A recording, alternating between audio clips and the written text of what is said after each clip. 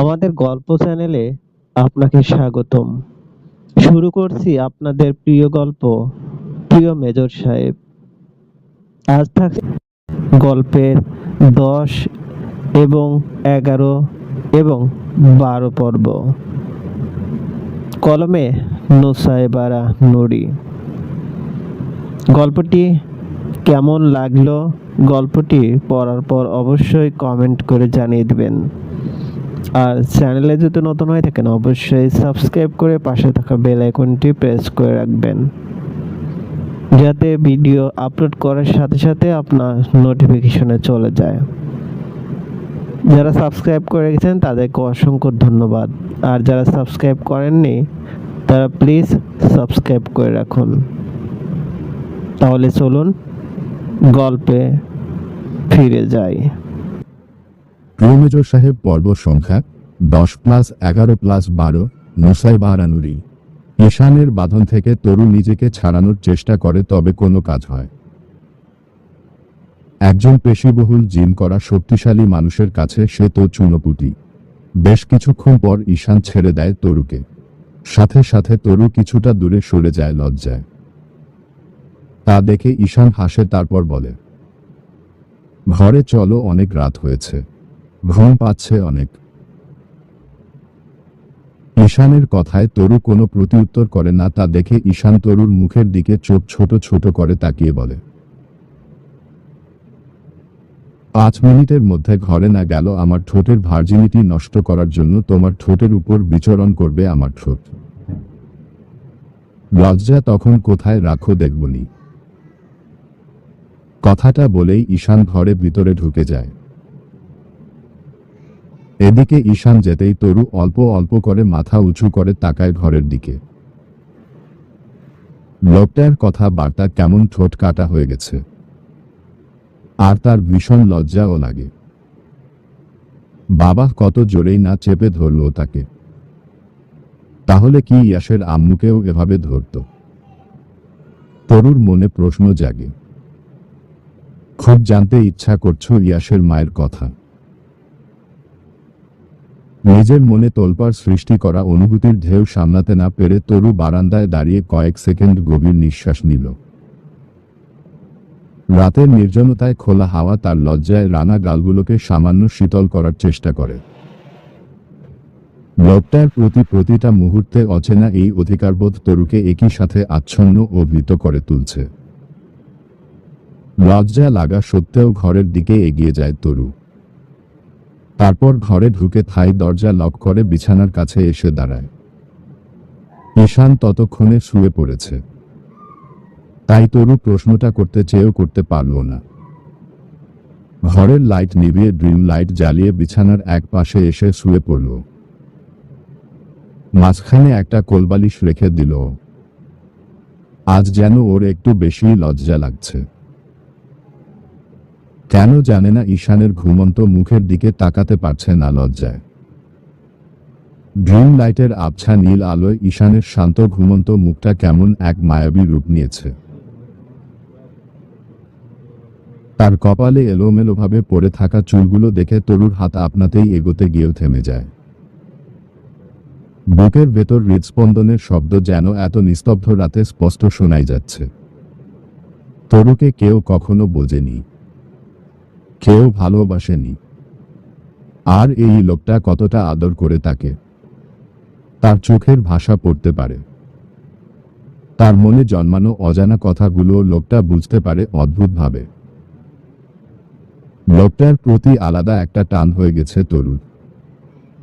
ভালোবেসে ফেলল নাকি লোকটাকে? নিজের মনের ভাবনায় নিজেই বিরক্ত হয় তরু।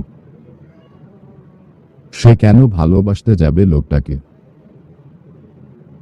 তার মতো সাধারণ, অনাথ আর ভাগ্যহীনা একটা মেয়ের কি অধিকার আছে মেজর ঈশান চৌধুরীর মতো এত বড় আর যোগ্য একজন মানুষের পাশে নিজেকে ভাবার?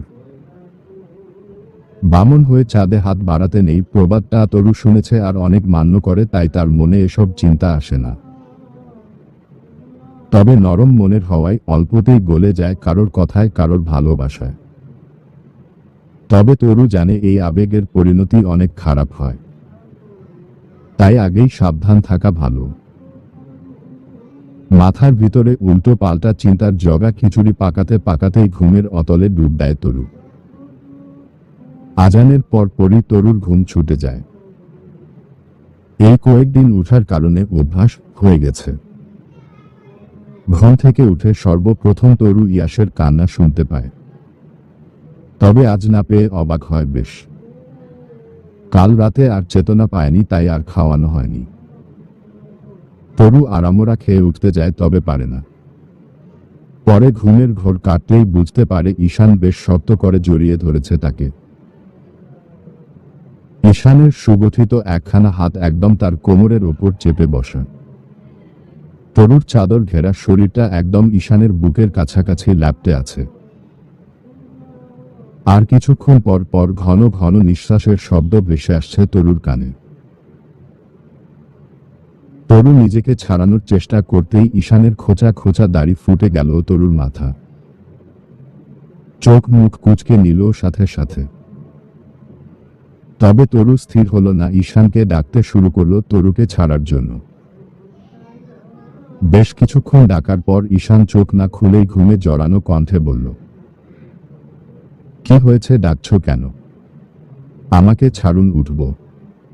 আমার লাগছে। বাবুকে খাওয়াতে হবে, ছাড়ুন। তরুর কথার পিঠে ঈশান কোনো উত্তর দিল না। আবারও বড় বড়নি শ্বাসের শব্দ শোনা গেল। তরু আবার ডাকতেই ঈশান কিছুটা বিরক্ত কণ্ঠে বলল, রুহু জ্বালিও না, ঘুমাতে দাও। বাবুকে আমি খাইয়ে দিয়েছি একটু আগে, তারপর শুয়েছি।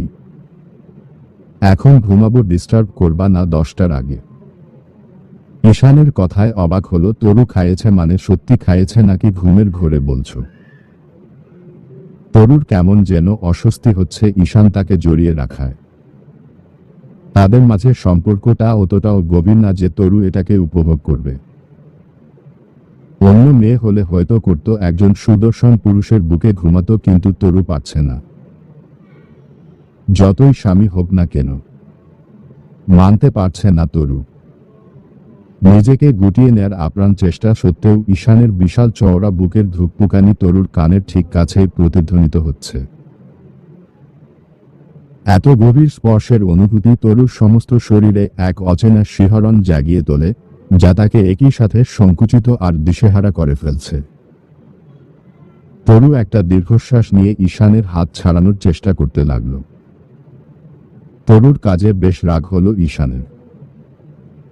হঠাৎ তরুকে ছেড়ে আতশোয়া হয়ে তরু মুখের সামনে মুখ নিয়ে গিয়ে চোখ ছোট ছোট করে বিরক্ত গলায় বলল, এই সমস্যা কি তোমার? বলেছি না ঘুমাবো। নড়ছো কেন এত? হাত পা বেঁধে রেখে দেব একদম। এবার ডিস্টার্ব করলে আমি আর ঘুমাবো না। আপনি ঘুমান, আমাকে ছাড়ুন দয়া করে। তরুর কথায় আরো চোখ ছোট ছোট করে ফেলল ঈশান। বাম হাতটা তরুর মুখের উপরে বোলাতে বোলাতে বলল, বাট আমি ঘুমাবো। আর এখন তুমি আমার কোলবালিশ, তাই ছাড়ার প্রশ্নই আসে না। আর যদি একটা কথা বলো তাহলে। ঈশান কথা শেষ করার আগেই তরু বলে, তাহলে কি? তরুর কথা ঈশান হেসে উঠে তরুর ঠোঁটের দিকে ঝুঁকে পড়তেই তরু নিজেকে ঈশানের থেকে পেয়ে দ্রুত সরে যায়। আর ঈশান মুখ থুবড়ে পড়ে বালিশে। তরু হেসে এক লাফে বিছানা থেকে নেমে দাঁড়াতেই ঈশান নিজের নাক ডলতে ডলতে তরুর দিকে তাকিয়ে বলে উঠল, কাজটা ঠিক করলে না তরু ফুল। অসভ্য লোক। নিজে মনে হয় খুব ভালো করেছিলেন। তরুর কথায় ঈশান প্রতিউত্তর করল না। কাল রাতে খুব মাথা যন্ত্রণা করছিল, তাই পেইন কিলারের সাথে ভুল করে ঘুমের ওষুধও খেয়ে ফেলেছিল। তার ডোজ এখন দেখা দিচ্ছে। ঈশান বালিশে মাথা দিয়ে কোল বালিশটা পাজা করে দহরে জোর করে চোখ দুটো খুলে তরুর দিকে তাকিয়ে হেসে বলে, রিভেঞ্জ নিব তরুফুল। ঈশান চৌধুরী ছাড় দেয়, তবে ছেড়ে দেয় না। ও দেখা যাবে। কথাটা বলে তরু ওয়াশরুমে ঢুকে যায় ফ্রেশ হতে। ঈশান সেদিকে তাকিয়ে একবার হেসে আবারও ঘুমিয়ে পড়ে।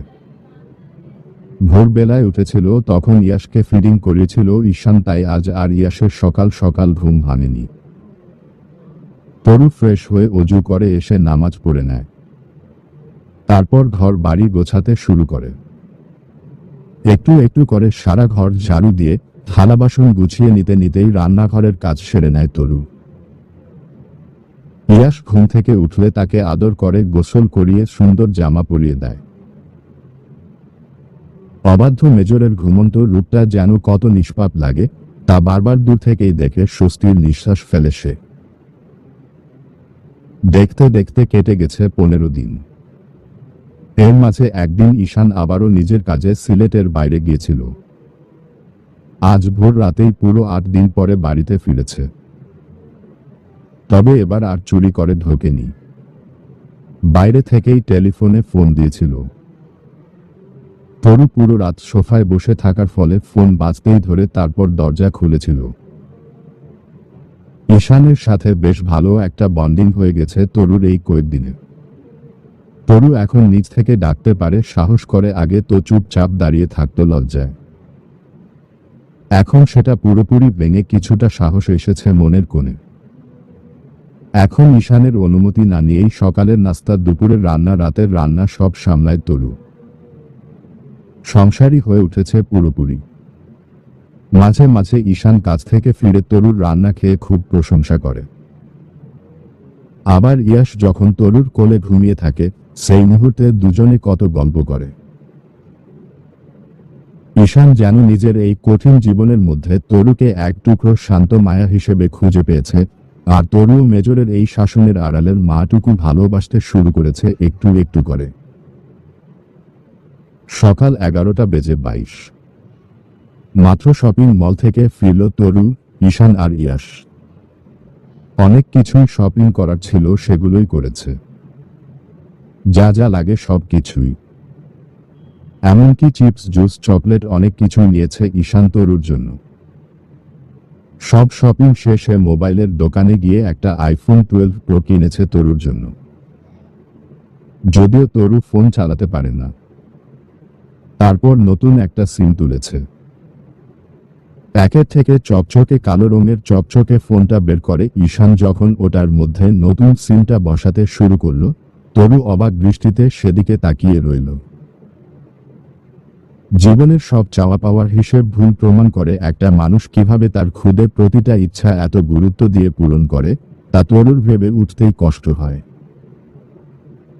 বাড়িতে ফেরার পর ফ্রেশ হয়ে ইয়াসকে গোসল করিয়ে খাইয়ে ঘুম পাড়িয়ে দেওয়ার পর ঈশান তরুকে ডেকে নিয়ে ডাইনিং রুমে সোফায় সামনাসামনি বসেছে। ঈশানের হাতে তখনকার কেনা ফোনটা। ঈশান তরুর হাতটা ধরে ফোনটা তরুর হাতে দেয়, তারপর বলে, এই একটা মাস তোমার সাথে আমি যখনই যাই তখন থেকে আর ঠিকমতো কথা হয় না। আমার মাথায় ছিল না তোমার মোবাইল ফোন এনে দিব, তা এটা আজ থেকে তোমার। ঈশানের কথায় তরু ফোনটা দেখে খুশি হলেও তা মুখে চিরস্থায়ী হলো না। মুখটা কালো করে নিয়ে ধরা গলায় বলল, আপনি তো জানেন আমি মোবাইল চালাতে পারি না, শুধু কল আসলে রিসিভ করতে পারি, এই যা। আপনাকে তো বলেছি কলেজে পড়লেও আমাকে কখনো একটা বাটন ফোন ও দেইনি বাবা। চলবে? প্রিয় মেজর সাহেব, 11 মুসাইবা রানুরি। তরুর কথার পিঠে ঈশান ছোট্ট একটা দীর্ঘশ্বাস ছাড়ে, তারপর বলে, আগামীতে আর দ্বিতীয়বার তোমার পরিবার নিয়ে কিছু বলবা না। আমি শুনতে চাই না। তুমি যা পারো না আমি নিজে হাতে কলমে শিখিয়ে দিব, যত সময় লাগে লাগুক। তবে তোমার বাবা মায়ের কথা আর বলবা না। ঈশানের কথা শুনে তরু বুঝতে পারে ঈশান রেগে গেছে মুহূর্তেই। কারণ সেদিন রাতে ঈশানকে বলেছিল তার বাবার অত্যাচারের কথা, সৎ মায়ের করা কথার কথা। সেখানে থেকে আর তার বাবা মাকে সহ্য করতে পারে না ঈশান। যদিও তরুর এতে আর খারাপ লাগে না, তার নিজের ও আর সে বাড়ির কথা মনে করতে ইচ্ছা হয় না। তরুকে চুপ থাকতে দেখে ঈশান তরুর হাত ঠেলে ফোনটা নিয়ে তাতে সিম লাগিয়ে একটা জিমেইল খুলে দিল। তারপর তরু তার দিকে এগিয়ে যেতে বলল। তরু কিছুটা সরে যেতেই ঈশান ভ্রু কুঁচকে বলে উঠল। ঘরের ভেতরের পরিবেশটা বেশ শান্ত আর স্তব্ধ হয়ে এলো। ঈশানের কণ্ঠের সেই তীব্র গাম্ভীর্য বাতাসে এক ধরনের অদ্ভুত ভারী অনুভূতির সৃষ্টি করল। তরু নিজের অজান্তেই হাতের আঙুলগুলো মুঠো করে চেপে ধরল। অতীত জীবনের স্মৃতিগুলো, সেই বাবার অহেতুক মারধর আর সৎ মায়ের মুখের বিষাক্ত বিষোদ্ধার, সব যেন এই মুহূর্তে এক ঝটকায় মুছে দিতে চায় ঈশান। তরু ভালো করেই জানে মেজর ঈশান চৌধুরীর কথা শোনাইছে। লোকটার ব্যক্তিত্বের মাঝে এমন এক ব্যক্তিত্বময় প্রতাপ আছে যা সামনে দাঁড়িয়ে তর্ক করা বা নিজের কষ্ট প্রকাশ করা দুটোই নিরর্থক। তরুকে একদম নিশ্চুপ ও আড়ষ্ট হয়ে থাকতে দেখে ঈশান একটি দীর্ঘ নিঃশ্বাস ফেলল। হাত বাড়িয়ে টেবিলের ওপর থাকা নতুন ফোনটা তুলে নিল। নিজের পকেট থেকে সতর্কতার সাথে সিমটি বের করে খুব যত্ন নিয়ে তরুর নতুন হ্যান্ডসেটে লাগিয়ে দিল। তারপর দ্রুত হাতে বেশ কয়েকটি ধাপে একটি নতুন জিমেইল অ্যাকাউন্ট তৈরি করে আইডিটি সচল করে দিল। কাজ শেষে তরু কিছুটা ইতস্তত করে এগিয়ে যেতেই ঈশান একটু আড়চোখে তাকালো। তরু কিছুটা সরে নিজেকে গুটিয়ে নিতেই ঈশান ভ্রু জোড়া কুঁচকে বলে উঠল, আমি কি তোমাকে খেয়ে ফেলবো নাকি? যে 1 ইঞ্চি সরে আসছো। কাছে না আসলে শিখাবো কি করে? কোথায় কি? ঈশানের গম্ভীর কণ্ঠে তরু কেঁপে উঠে কাঁপা কাঁপা গলায় বলে, সরে এসেছি তো, আর কত কাছে আসব? তরু কথাটা শেষ করতেই ঈশান বিন্দুমাত্র সময় নষ্ট করল না। সোফা থেকে শটান উঠে দাঁড়িয়ে তরুর পেছনে গিয়ে বসল। তারপর তাকে কোনো কথা বলার সুযোগ না দিয়ে 2 বাহু দিয়ে জড়িয়ে সোজাসুজি নিজের কোলে বসিয়ে নিল। এরপর তার কাঁধের ওপর থেকে সামনে ঝুঁকে একদম কানে কানে বলল, ঠিক এতটা কাছে আসবে। ঈশানের এই অভাবনীয় আকস্মিক কাজে তরুর গলার ভেতরটা নিমেষেই শুকিয়ে কাঠ হয়ে এলো। বুকের ভেতর হৃৎপিণ্ডের ধুকপুকানি যেন কয়েক গুণ বেড়ে গেছে। চরম লজ্জা ও সংকোচে চোখ দুটো বন্ধ হয়ে আসতে চাইছে তার। কিন্তু ঈশান সেসবের তোয়াক্কাই করল না। নিজের ভাবলেশহীন গম্ভীর মুখশ্রী ধরে রেখে ফোনটা তরুর 2 হাতের মুঠোয় তুলে দিয়ে বলল, লোক আমি কি করি সব ফলো করবা মনে থাকে যেন। আচ্ছা। তরুর এই কাঁপা কাঁপা আধা কণ্ঠ শুনে ঈশানের ঠোঁটের কোণে হালকা প্রশান্তির হাসি ফুটে উঠল। ঈশান এরপর ধীরে সুস্থে মোবাইল প্রযুক্তির আদ্যন্ত শেখাতে শুরু করল। কিভাবে পাওয়ার বাটন চেপে লক খুলতে হয়, প্যাটার্ন আর পিন পাসওয়ার্ড কিভাবে সেট করতে হয়, কিভাবে নিখুঁতভাবে 10টা ডিজিটাল নম্বর ডায়াল করতে হয় আর সবুজ বাটন চেপে কল দিতে হয়, প্রতিটা বিষয় ঈশান নিজের হাতে ধরে শেখাতে লাগল।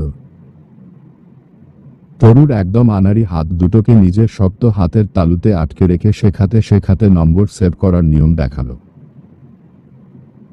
তারপর ফোনের ডাটা চালু করে হোয়াটসঅ্যাপ অ্যাকাউন্টে ঢুকে কিভাবে ভয়েস মেসেজ রেকর্ড করতে হয়, কিভাবে পছন্দের ছবি বা ফাইল অ্যাটাচ করে পাঠাতে হয় তা অত্যন্ত ধৈর্য ধরে বুঝিয়ে বলল।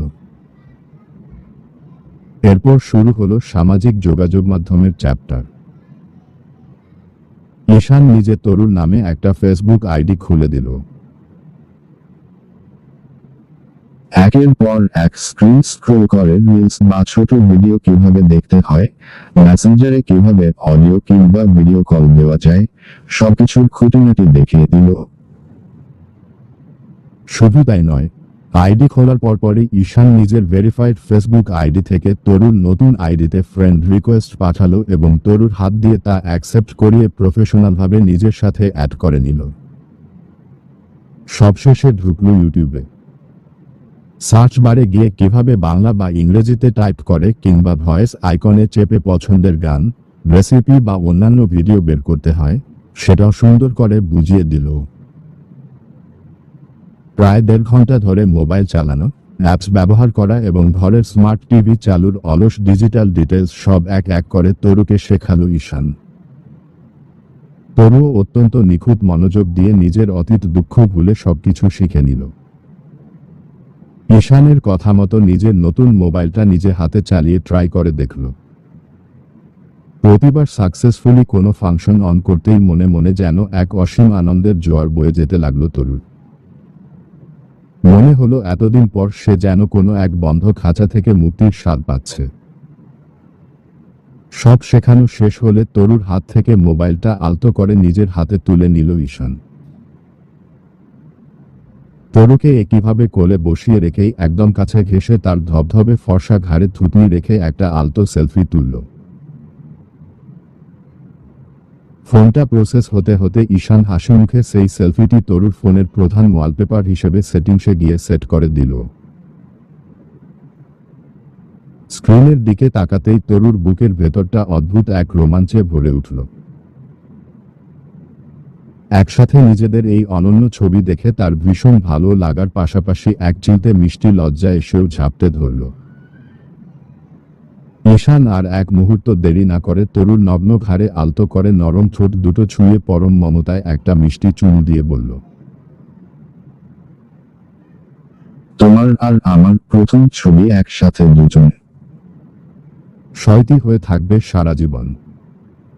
ঈশানের সেই উষ্ণ স্পর্শে মুহূর্তেই শিউরে উঠল তরুর সারা গায়ের রংকু। কিন্তু সাথে সাথে ঈশানের বলা গভীর কথাগুলোয় কেমন যেন বুকটা ভারী হয়ে এলো তরুর। সত্যি তো, কত শত ঘটনা এভাবে চোখের সামনে স্মৃতি হয়ে জমা হয়ে যায়। অতীত বলতে মানুষের জীবনে কখনো থাকে কিছু অমানসিক কষ্টের চরম মুহূর্ত, আবার কখনো বা থাকে পরম ভালোবাসার মধুর সুখের দিনগুলো। দিন শেষে সবকিছুই শুধুই ধূসর স্মৃতি। হঠাৎ তরুর এই রূপান্তর আর মন খারাপ দেখে ঈশান তরুর ঘাড়ে শান্তভাবে থুতনি বুঝে খুব মিষ্টি গলায় বলল, আজ আমার মনটা বেশ ভালো জানো তরু। ভেবেছিলাম আমার জীবনের কিছু অধ্যায় তোমার কাছে খোলাসা করে দিত, তবে তোমার হঠাৎ মন খারাপে আমার মনটা খারাপ হয়ে গেল। হঠাৎ এখন ভীষণ একা লাগছে, ভালো লাগছে না কিছুই। ঈশানের আত্মিক ও মন খারাপের কথাগুলো শুনে তরু খুব স্পষ্ট উপলব্ধি করতে পারল যে সত্যিই মানুষটার ভেতরের আবহাওয়া নিমেষেই মেঘলা হয়ে গেছে। এই কঠিন লোকটা যে কিভাবে তরুর মনের অবচেতন ভাবগুলো ধরে ফেলে বা পড়তে পারে তা তরুর কাছে এক বিরাট রহস্য। না পড়তে পারলেই বুঝি তরুর জন্য কত ভালো হতো। তরুর এসব জটিল ভাবনার মধ্যেই ঈশান বেশ আবদারের সুরে শান্ত গলায় বলল, এক কাপ কফি দিবা? জি দিচ্ছি। তরুর এই সোজা ও শান্ত উত্তর শুনে ঈশান তার দুই হাতের বাঁধন থেকে তরুকে সাবধানে আলগা করে দিল। তরু সাথে সাথে দাঁড়িয়ে যেতে চেয়েও আবার থমকে গেল, দাঁড়িয়ে পারল না।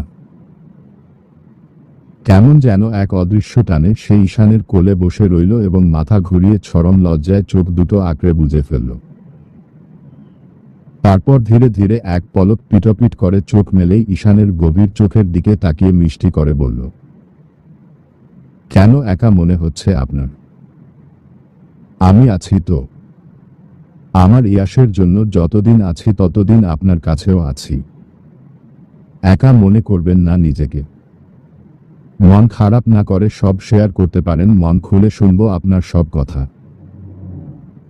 তরুর এমন অনুভূতির ভরা আন্তরিকতায় ভরা কথায় ঈশান সোজা তরুর গভীর চোখের দিকে তাকায়। তরু একেবারেই জানত না যে ঈশানের সেই শান্ত চোখের কোণে কেমন এক মাদকতাময় করুণ চাহনি লুকানো ছিল। সেই চোখ জোড়া তরুকে বারে বারে চৌম্বক আকর্ষণ দিয়ে টানছিল। ঈশান নিজের মুখটা তরুর মুখের একদম কাছটিতে এনে ফিসফিস করে বলল, সব জানার পর আমার বাচ্চাটাকে অবহেলা করবে না তো তরু? ঈশানের এমন আশঙ্কা আর দ্বিধাদ্বন্দ্ব ভরা কথায় নিমেষেই আটকে ওঠে তরু। তরুর ভেতরে মা হওয়ার তীব্র অনুভূতি জাগ্রত হয়। সে শক্ত গলায় বলে, কি এমন কথা যে অবহেলা করব? আর আপনি তো বলছেন ইয়াস আমার বাচ্চা এখন থেকে। আমি মা হয়ে কেন অবহেলা করব নিজের বাচ্চাকে? তাও প্রমিজ করো কখনোই মায়ের অভাব বুঝতে দিবে না ওকে। কখনো জানতেও দিবে না ওর অন্য কোনো মা ছিল। শুধু জানবে তুমি সবর। প্রমিজ করো।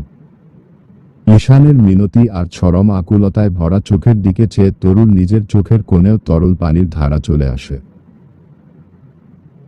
তরু ঈশানের এই তীব্র আবেগ দেখে নিজেকে সামান্য সরাতে চেষ্টা করে, কিন্তু মেজরের শক্ত হাত এড়ানো অসাধ্য। ঈশানের বিশাল চওড়া শক্তপোক্ত হাত তরুর ধবধবে নরম উদর পরম ভালোবাসায় আঁকড়ে ধরে রেখেছিল। তরুর চোখ বেয়ে এক ফোঁটা অশ্রু নোনা পানি গড়িয়ে পড়ে গাল বেয়ে। তরু তো মন থেকে ঠিক এটাই চায়, রক্ত মাংসের সম্পর্কের ঊর্ধ্বে উঠে ছোট্ট ইয়াস যেন চিরকাল তাকেই নিজের একমাত্র মা বলে ডাকুক। অন্য কেউ যেন কখনো ইয়াসকে তরুর পর ভাবার দুঃসাহস না করে। নিষ্পাপ ফুটফুটে ইয়াসের প্রতি এক অবিশ্বাস্য মমতার বন্ধন জন্মে গেছে তার। তরুকে নিশ্চুপ থেকে কাঁদতে দেখে ঈশান ব্যাকুল হয়ে আবার জিজ্ঞাসা করল, কি হলো বলো? প্রমিজ। কখনো জানবে না আমি ওর আসল মানা। কখনোই না। তরুর এই দৃঢ় প্রমিজ ও মুখের ইতিবাচক জবাবে ঈশান যেন এক মুহূর্তে সমস্ত বিশ্বজয়ের আনন্দ অনুভব করল। সে তখনই টুপ করে তরুর কপালে ঠোঁট মিলিয়ে এক পরম তৃপ্তির চুমু দিল। প্রফুল্ল কণ্ঠে বলল, শুধু না, আজকের পর থেকে পুরোপুরি ইয়াস তোমার আর আমার সন্তান। অন্য কারণ না। ওর মা তুমি, আর বাবা আমি। ঈশানের মুখ থেকে নিঃসৃত এই প্রচ্ছন্ন দাম্পত্য অধিকারের কথায় আবার শিউরে উঠল তরুর সম্পূর্ণ শরীর। গায়ের নরম পশমগুলো ক্ষণিকের জন্য যেন শিহরণে কেঁপে সজাগ হয়ে উঠল। ঈশান তরুর লাজুক মুখের দিকে নিবিড়ভাবে আবার তাকিয়ে রহস্যময় হেসে বলল, এখন যাও। প্রচুর মাথা ধরেছে, হুট করে এক কাপ কফি এনে দাও। বলবেন না? বললে কি দিবা? কথাটা বলেই তরুর চঞ্চল মুখের দিকে তাকিয়ে বেশ রসিকতা করে চোখ টিপ মারল ঈশান। কাঠখোট্টা মেজরের এমন খোলামেলা অসভ্যতা দেখে তরুর আগে আর লজ্জায় লাল হয়ে গেল। ঈশানের এমন কাণ্ড দেখে তরু তীব্র গতিতে ঈশানের হাতের মজবুত বাঁধন থেকে নিজেকে ছাড়ানোর জোর চেষ্টা চালাতে চালাতে ফুঁসে উঠে বলল, ধুর, ভালো লাগে না। বলতে হবে না আপনার। আমি শুনতে চাই না। অসভ্য লোক। কথাটা বলেই তরু মুখ ঘুরিয়ে বিছানা ছেড়ে আবার পালানোর আপ্রাণ চেষ্টা চালালো। কিন্তু ঈশান হালকা হেসেই তরুর কোমর ধরে নিজের বুকের সাথে আরো সজোরে জাপটে ধরে গম্ভীর কিন্তু দুষ্টু গলায় বলল, বিয়ে করা বৈধ বউ তুমি আমার সাথে আমার বাচ্চার মা। অসভ্যতামি করলে সামলাতে পারবে তো বউ? ছাড়ুন। চিল্লাবো কিন্তু। আমার ছেলে উঠে যাবে তখন। চিল্লাও। ঈশানের উস্কানি আর চ্যালেঞ্জিং কথা শেষ হওয়া মাত্রই তরু একটু নাটকীয় চিল্লানোর ভঙ্গিতে নিজের চোখ দুটো বড় বড় করে বলল, ওমায়া গো। কিন্তু সেই মিষ্টি কানফাটানো আওয়াজ ঘরের বাইরে ছড়িয়ে পড়ার আগেই ঈশান এক নিমেষে তরুর নরম মুখটা নিজের শক্ত তালু দিয়ে চেপে ধরে হেসে উঠল। কি বউ রে বাবা, ভালোবাসা বুঝে না। তরু খুব কষ্টে ঈশানের মস্ত হাতটা নিজের মুখ থেকে টেনে ছাড়িয়ে নিয়ে নাক সিটকে বলল, এহহ আসছে ভালোবাসা দেখাইতে, অসভ্য লোক। দেখাবো নাকি? রাগ উঠছে কিন্তু আমার। ঘরে ঢুকতে দিব না কিন্তু আজকে। তরুর মিষ্টি কিন্তু মেকি এই অল্টিমেটাম শুনে ঈশান খাসির বাচ্চার মতো হঠাৎ দম আটকে বিষম খেয়ে বসল। কাশি থামিয়ে নিজের গম্ভীর চোখ দুটো কেমন করুণ আর অসহায় করার চেষ্টা করে নিচের ঠোঁট দুটো উল্টে কাচুমাচু মুখে বলে উঠল, কি বউ তুমি? এখনই হুমকি দেওয়া শুরু করলে? মাফ করে দাও বউ। ঈশানের এমন মিলিটারি মেজাজ ছেড়ে হঠাৎ অসহায় ছোট বাচ্চার রূপ দেখে তরু আর নিজের অকৃত্রিম হাসি ধরে রাখতে পারল না। ফিট করে হেসে উঠে নিজের শাড়ির আঁচল সামলে শান্ত গলায় বলল, তাহলে বলুন কখন বলবেন কথাগুলো? বললে কি দিবা বলো, তারপর বলছই। ধুর, বলতে হবে না আপনার। তরু এবার সত্যিই মেকি রাগ দেখিয়ে শটান উঠে দাঁড়িয়ে যেতে চাইলে ঈশান অমনি মিষ্টি হেসে তরুর কোমল হাতটা পরম স্নেহে টেনে ধরল। নিজের ভুল স্বীকার করার মতো হেসে ফেলল। বিকালে একটা শাড়ি পরে রেডি হয়ে নিও, ঘুরতে বের হব, তখনই সব বলবনি। মিসেস রাগিনী। কথাটি শুনে তরুর বুকের মাঝে অজান্তেই আনন্দের এক নাম না জানা দোলা দিয়ে গেল। ঈশানের দীর্ঘদিনের লুকানো অতীত জানার কৌতূহল, আবার তার সাথে একা ঘুরে বেড়ানোর মিষ্টি অনুভূতি, সব মিলিয়ে দুপুরটা যেন এক জাদুকরী রূপ নিল। বিকেলে তরু আলমারি থেকে নিজের সবচেয়ে পছন্দের গোলাপি শাড়িটা বের করে যত্ন করে পরল। চোখের কোণে সামান্য কাজল দিল, আর কপালের ঠিক মাঝখানটায় ছোট্ট একটা কালো টিপ বসিয়ে আয়নায় নিজেকে একবার দেখে নিল। বিকাল 4:30। তরুকে নিয়ে সিলেট চা বাগানের একটা নিরিবিলি রাস্তায় হাঁটছে ঈশান। ঈশানের এক হাতে তরুর হ্যান্ডব্যাগ, বেবি রাব ব্যাগের সাথে বুকের সাথে লাগানো। ইয়াসের মাথা ঈশানের বুকের সাথে লেগে আছে। ইয়াস পরম শান্তিতে ঘুমাচ্ছে ঈশানের বুকেই, আর অন্য হাত দিয়ে তরুর ডান হাতটা শক্ত করে ধরে হাঁটছে ঈশান। তরুর পরনে গোলাপি রঙের একটা শাড়ি, কপালের মাঝ বরাবর একটা কালো টিপ, চোখে কাজল দেওয়া। ঈশানের ঘাড় সমান তরু। ঈশানের পরনে নেভি ব্লু টি শার্ট আর ব্ল্যাক কার্গো প্যান্ট পরা, পায়ে বুট, হাতে রোলেক্সের ঘড়ি। তরু অনেকবার ঈশানের মুখের দিকে তাকিয়েছে, একবারও চোখ এড়ায়নি ঈশানের, শুধু চাপদারির ভাঁজে হেসেছে। নিলয়বিলি পরিবেশে নিজের ভালো থাকা, নিজের পরিবার নিয়ে ঘুরতে বেশ মনোরম লাগছে ঈশানের। মন হচ্ছে সময়টা এখানেই থমকে থাকুক, তার বউ বাচ্চা তার কাছেই থাকুক, চলবে। প্রিয় মেজর সাহেব, 12 মুসাইবাহারানুরি। হাঁটতে হাঁটতে একটা মাটির উঁচু ঢিলার কাছে এসে থেমেছে ঈশান আর তরু। ইয়াস কাঁদছে, তাই থামতে বাধ্য হয়েছে ওরা। ঈশান নিজের বুকের বেবি রাব ব্যাগ থেকে ইয়াস বের করে ভালো করে কোলে নেয়। তরু তাড়াতাড়ি নিজের হ্যান্ডব্যাগে আনা ইয়াসের ফিডারটা বের করে ইয়াসকে খাওয়াতে শুরু করে। ঈশান আশপাশ একবার পরখ করে নিজের কোলে ইয়াসকে রেখে পাশের একটা কাঠের বেঞ্চে বসে। বেঞ্চটা গাছের সাথে লাগোয়া, সামনেই মাটির ঢিবি, সেখানে থেকেই চা বাগানের অপরূপ সবুজ প্রকৃতি দেখা যাচ্ছে। ঈশান বুঝতে পারে জায়গাটা হয়তো ট্যুরিস্টদের জন্য করা ভিউ পয়েন্ট। তরু ঈশানের পাশে এসে বসে, তারপর ইয়াসের ভেজা চোখের দিকে তাকিয়ে মাথায় হাত বুলাতে বুলাতে আনমনে বলে উঠে, এতটা নিষ্পাপ একটা বাচ্চাকে রেখে কিভাবে চলে গিয়েছিল ওর আম্মু। আমার তো মনে উঠলেই বুকের ভিতর ব্যথা করে উঠে। কতটা নির্দয় সেই নারী।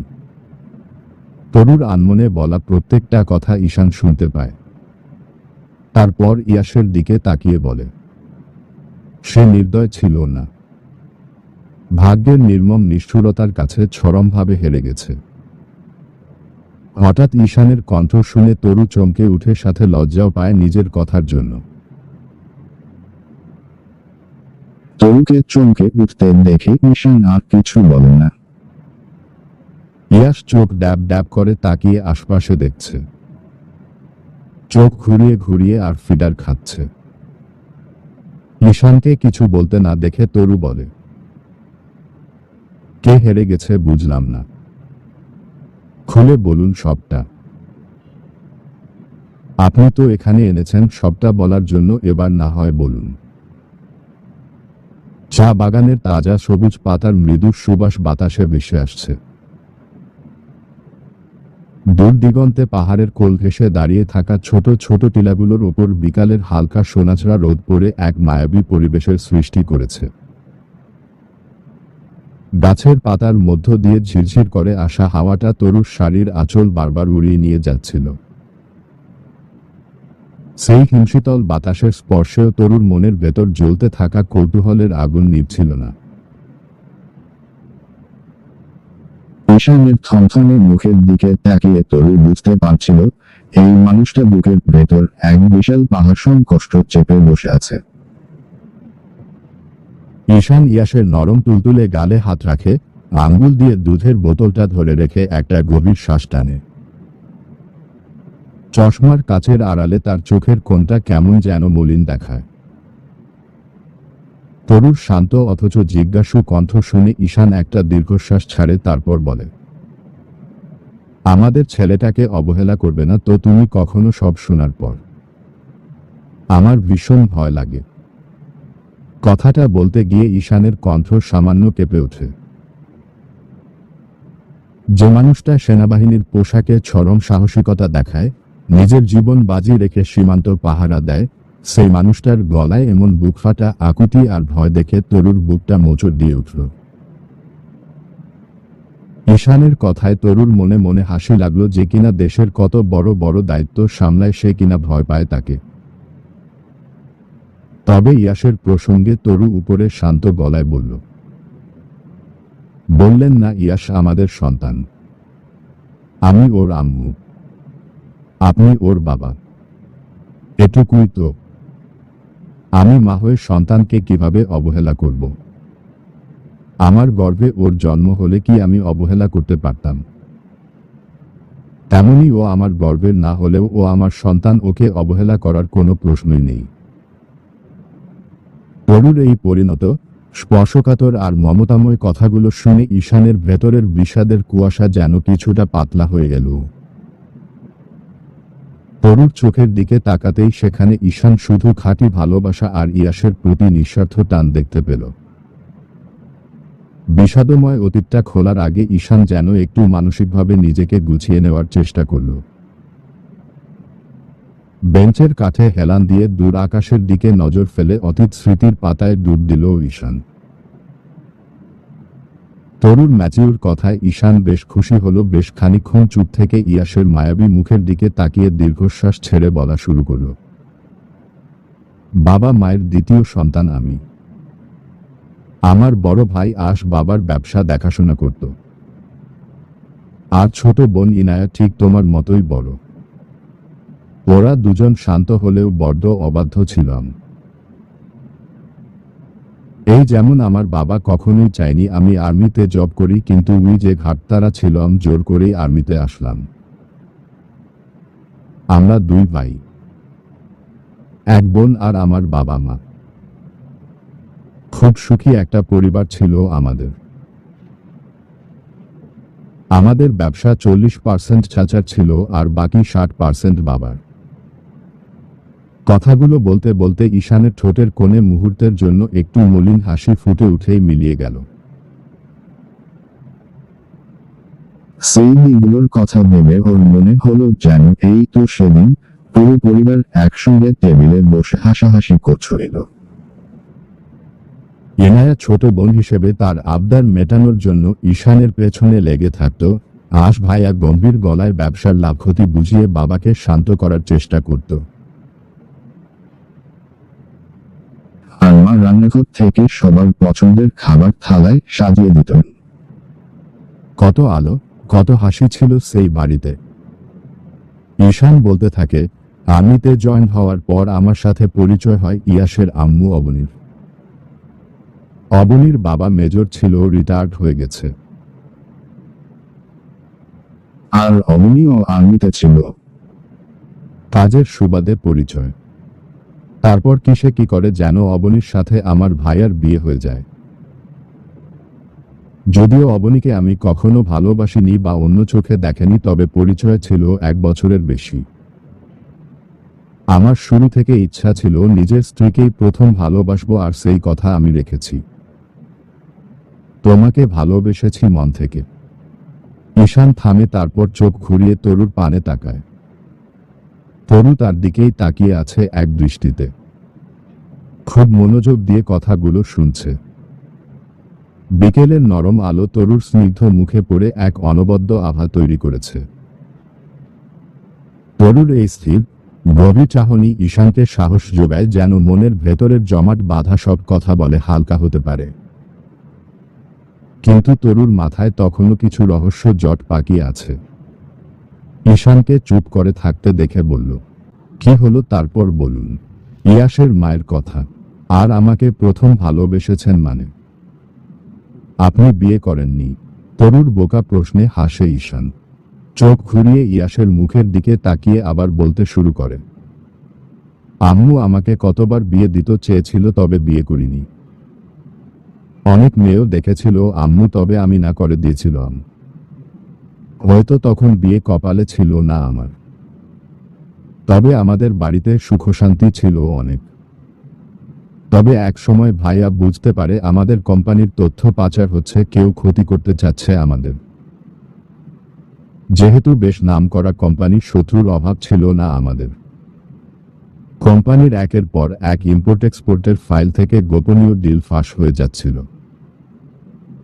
বাইরে থেকে মনে হতো সবকিছু স্বাভাবিক, কিন্তু ভেতরে ভেতরে একটা অদৃশ্য হাত পুরো ব্যবসাকে ধসিয়ে দেওয়ার জন্য জাল বুনছিল।